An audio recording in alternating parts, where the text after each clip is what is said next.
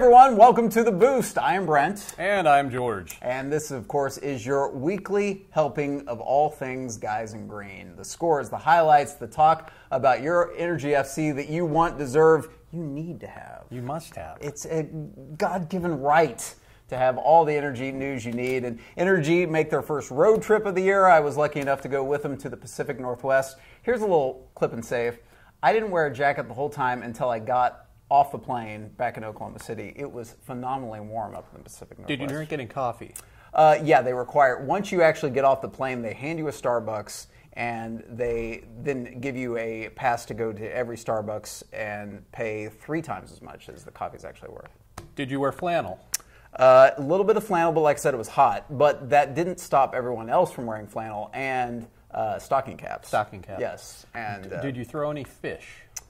I did actually go to the Pike Place Market, and this is going to sound, the flowers are more impressive than the fish. I said it, and I'm comfortable saying it.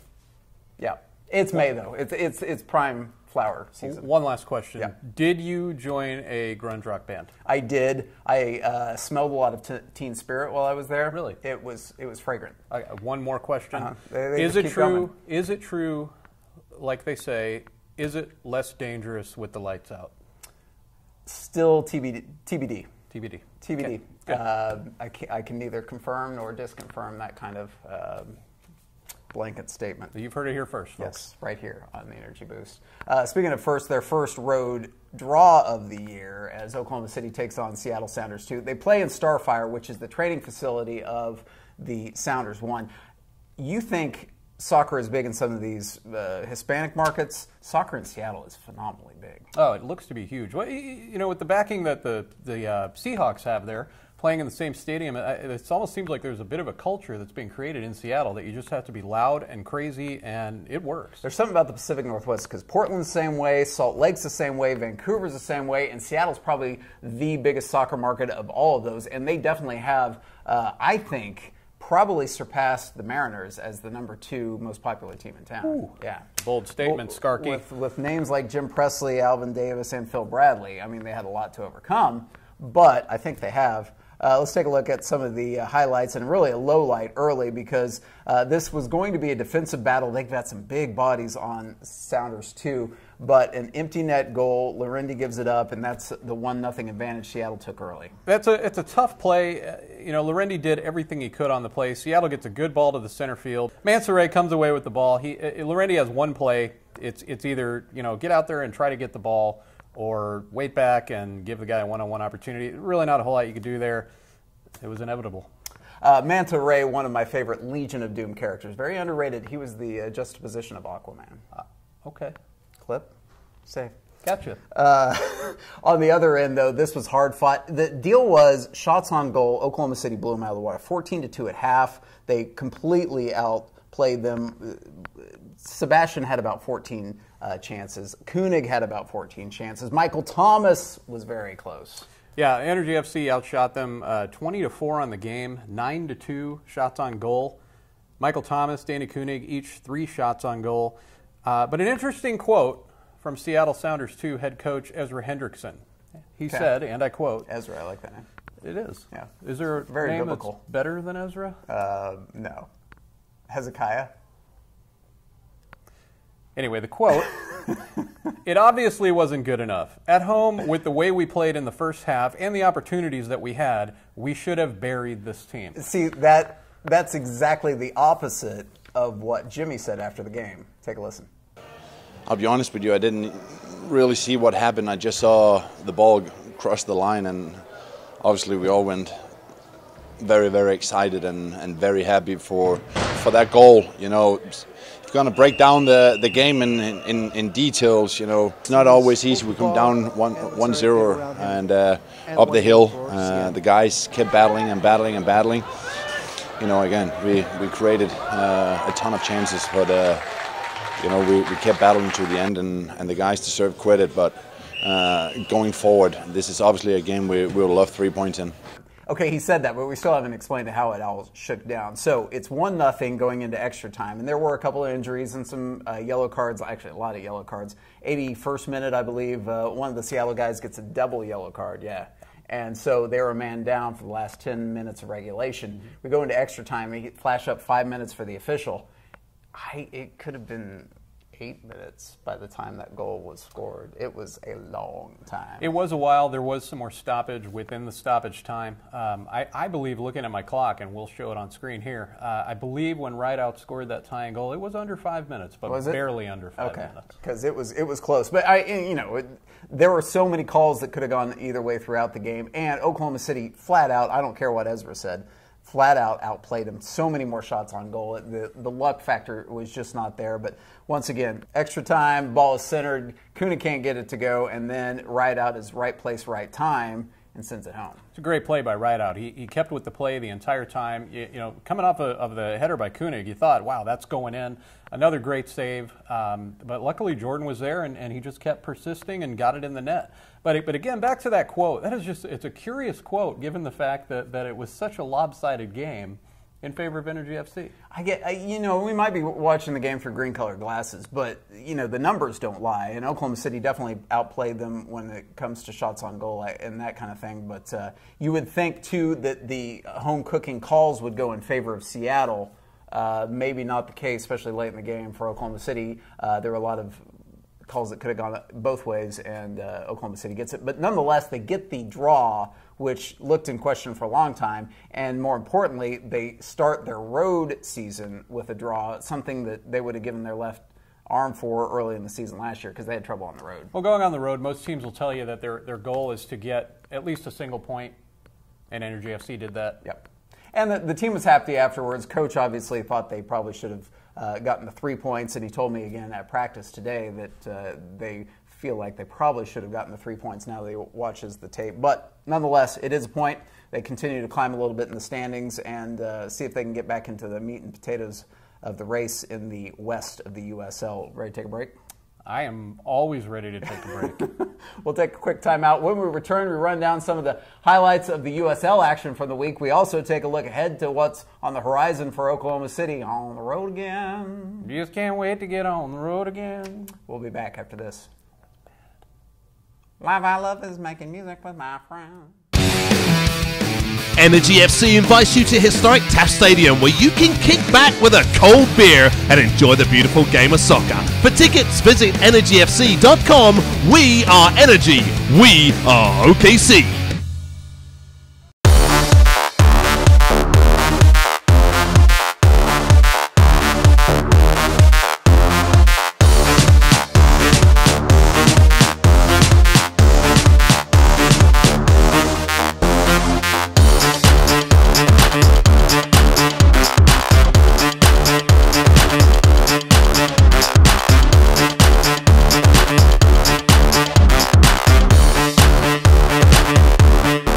Welcome back to The Boost, everyone. That's George. And that's Brent. And we are now going to get you all the highlights you need to know about for the USL. Another full slate of games in the league, and we're going to focus on the West because, of course, Oklahoma City in the West and some of the teams they are going to be facing in the near future in action. We start you off, Tulsa at San Antonio.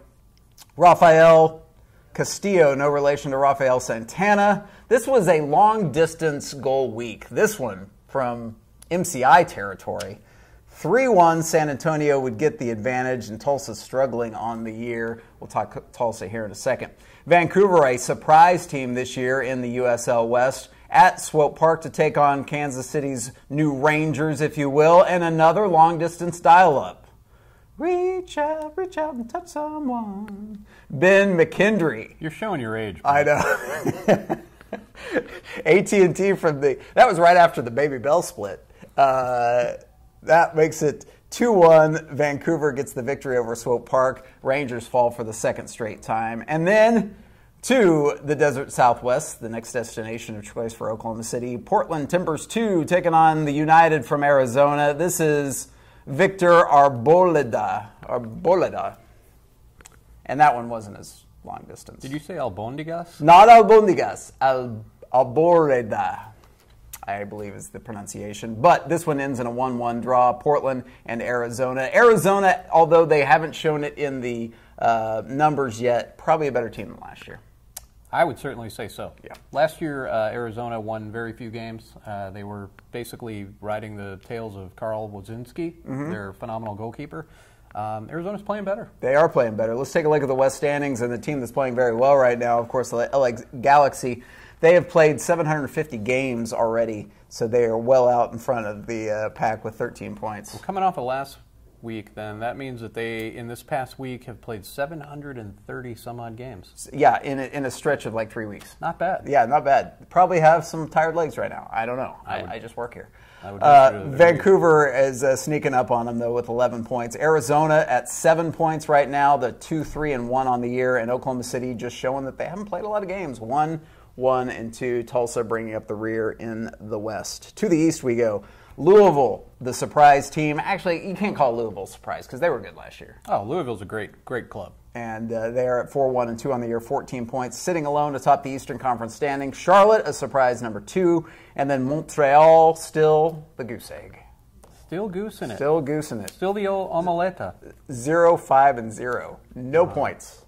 Omeletta? Omeletta. Because we didn't know how to say egg. Yeah, I need to look up huevo. That's what it is in Spanish. Albondiga is meatball. Huevo is egg. So it'd be huevo de whatever goose is. Pollo is chicken. That's all I know. Chicken egg? I don't think that works. Which came first? So you got up to speed with both the East and the West, and now it comes, we talked to the point of Arizona being an improved team, and that is the next menu course for Oklahoma City as they continue on the road. We mentioned that they're on the road now 2 weeks in a row from the Pacific Northwest, where it was 86 degrees, to the desert Southwest, which is slated for the triple-digit heat already. Oh, already? Yeah. Already. It was 100 degrees. It's supposed to be 100 degrees Wednesday today. Oh, my gosh. I'm so glad I'm not going.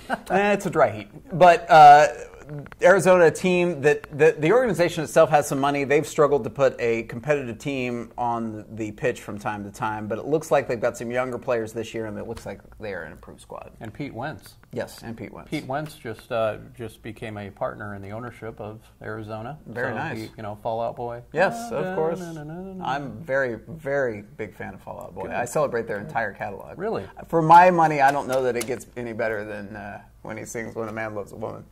I don't think they do that. Oh, sorry. I love Michael Bolton. Maybe when you're there, you could ask him. I could. They're playing in a new stadium this year. Last year, they played at the spring training home of the Giants. Now they go to Peoria, still around the Scottsdale area. So it looks like we're going to play on another grass field, but it will be a baseball field. Well, that's just albondigas. Albondigas. Sí. Pero, last year they said the pitch at Arizona actually was one of the best pitches they played at because it was grass, and by now they have filled in the infield and they don't have to keep switching back and forth. So it's not a huge deal. But that game will be at 9:30 Oklahoma time kick, 7:30 on the Scottsdale dial because Arizona's still weird and they don't do the daylight savings thing. Yeah. Indiana and Arizona, what's up? I don't know. They need to get it together. They really need. The other 48 are doing it. I think there's like a little enclave in Ohio somewhere that doesn't do it as well. But anyway, that game is coming up, and of course we will be there with all the highlights. You can watch KSBI and EnergyFC.tv. Well, let me ask you this. What are our players and coaches saying about the game? You know what? We should hear from our players and coaches. In fact, we have a player in GOAT, Cueva. Ooh. Yeah. See what I did there? Good. Chiva Cueva. Who actually played the first couple games of the year for Arizona. Now he's in Oklahoma City, and he knows that they're a pretty tough team. They're good, they're on the rise, definitely, just like OKC. I feel it's going to be a good battle with them, with their new coaching staff, the new players. I think it's going to be a good situation going into. It's going to really test, our abilities because, no offense to Seattle Sounders, they were good and everything, but I feel Arizona United is going to be a better team. They're going to be more quality, and going to Arizona is not easy just because of the heat and the fans there. Hey everyone, it's time to cross Go to Bank off your errand list for good. Did you know you can monitor account balances, transfer money, deposit checks, pay bills, and more any time of day from anywhere in the world? It's possible with mobile banking from First Fidelity Bank. It's another way FFB gives you personal, local bank service with big bank products. Visit ffb.com/mobile and learn more today. Welcome back to The Boost, everyone. I'm Brent. And I'm George. And this is the one place to come for everything you need to know about the Oklahoma City Energy. And one thing you need to know is more about the players and coaches on the team. Because now in our third year, there have been some familiar faces that really have taken a liking both to Oklahoma City, but the fans have taken a liking to them. Yeah. This franchise is growing, and you want to know more about them. We want to know more about them. So you ask, we deliver. This man has exquisitely produced some segments where we go one-on-one with some of the players and coaches. I had the fortune of hosting these. We have talked to Danny Kudig weeks past, and Cody Lorendi. We'll talk to Michael Thomas, but the coach. And don't sell yourself short here.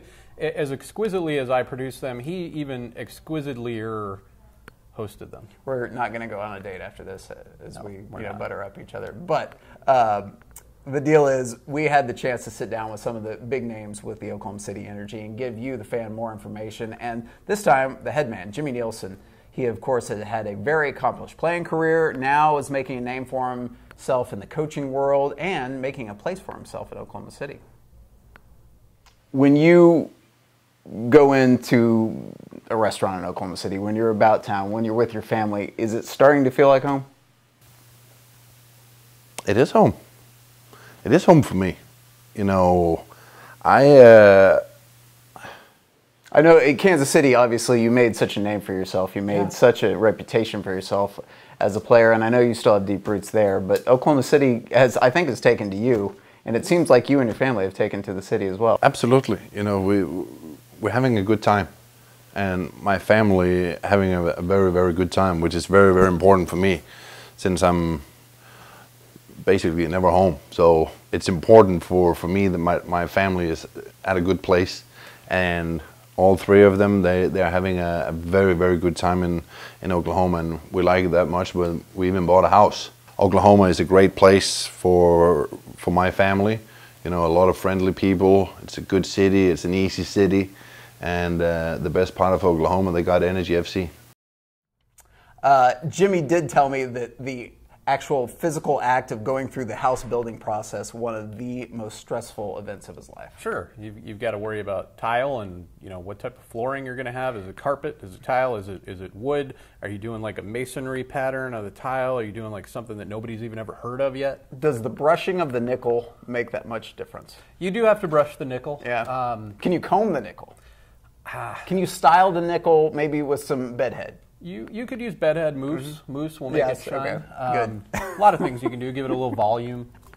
Where can we see more of the interview with Jimmy? You can see more of the interview, that interview, and many others with Mr. Skarky here on EnergyFC.tv. It is your home of basically all the video for Energy FC. We have news updates. We have feature stories. We have you can watch Energy FC games on EnergyFC.tv. It's all there. EnergyFC.tv. Jorge, would you say we have a plethora of video? I would certainly say that, yes. Good. What is a plethora?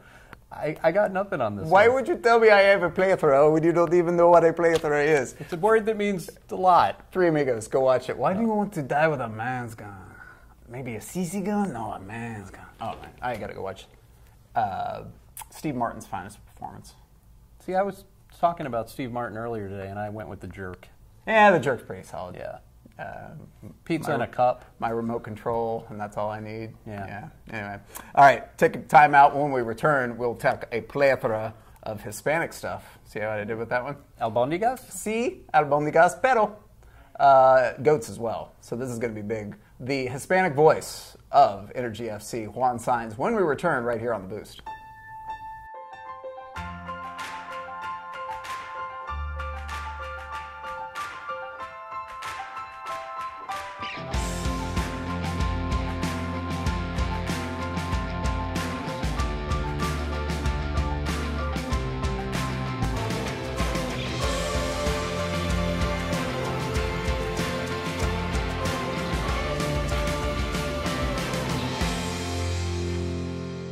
Welcome back to The Boost, everyone. I'm Brent, and I am alongside the Spanish voice of everything Energy FC. His name is Juan Sainz. Juan, how are you, buddy? Pretty good, man. Hola, ¿cómo está? Muy bien.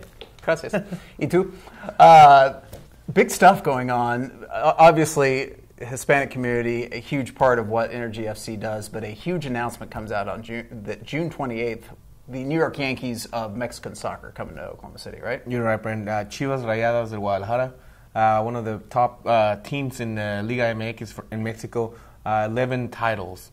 I mean, more than 100 years of playing soccer in the Liga MX. So that's big news, and I think more than that, it's historical. It is historical, and we've been trying to kind of educate some of the people that might not be completely familiar with Chivas.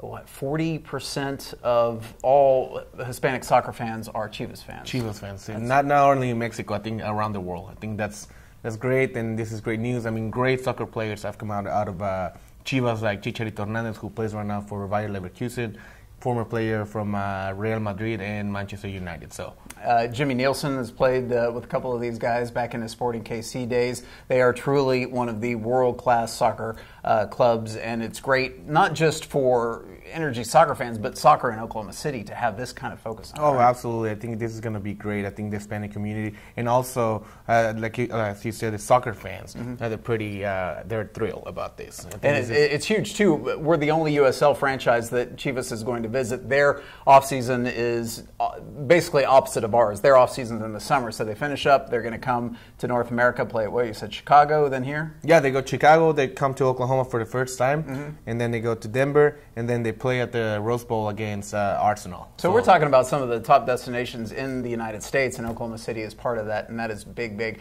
I know one group that's very excited about that is the latest and greatest fan group for the Oklahoma City Energy. Tell me about La Furia. La Furia Verde, yeah, it's our newest supporters group this season. This will be their fourth game on the 15th, and I think it's growing fast. I mean, I think the Hispanic community loves soccer, and I think just to have that kind of supporters group here in Oklahoma just makes more people to come along and to start from the early in the morning and get the carne asada, a couple drinks, and then just.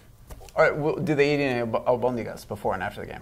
I think sometimes albondigas are good, especially probably after that game. So you would have to, yeah. I mean, that's what it takes. And a lot of people are familiar with the grid being the Anglo, and it's not. It's for everyone. But there is plenty of room for two fan groups, if not more. You go to some of the big markets. We were in Dallas not too long ago. They have El Matador, which is their Hispanic. El Matador, and they were loud. Yeah, they were loud and proud. And Furia's loud. I was there after one of the recent home games, and they were staying late into the night with their banners, their drums. They like this stuff. Vuvuzelas, trumpets, and who knows what they're going to bring? Maybe an accordion next game? As long as they bring albondigas, I think we're good. But I've already mentioned that, so that's good stuff. Okay, how do we get tickets for the Chivas game?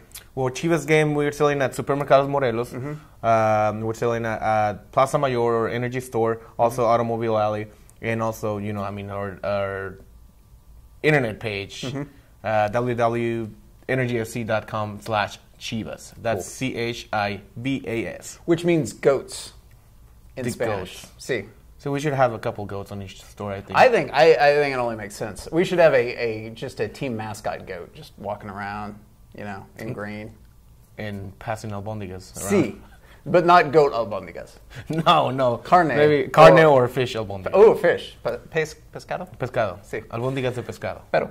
Juan Sainz, ladies and gentlemen, the Spanish voice of all things Energy FC, and great spending some time with Juan, and great spending some time with you. That's going to do it for this edition of The Boost. And let me just say something else. They need to spend time with us on our next home game and at the Chivas game. Definitely. For Juan, for George, I'm Brent. Have a good week. We'll see you at the next home game against San Antonio. See you next time.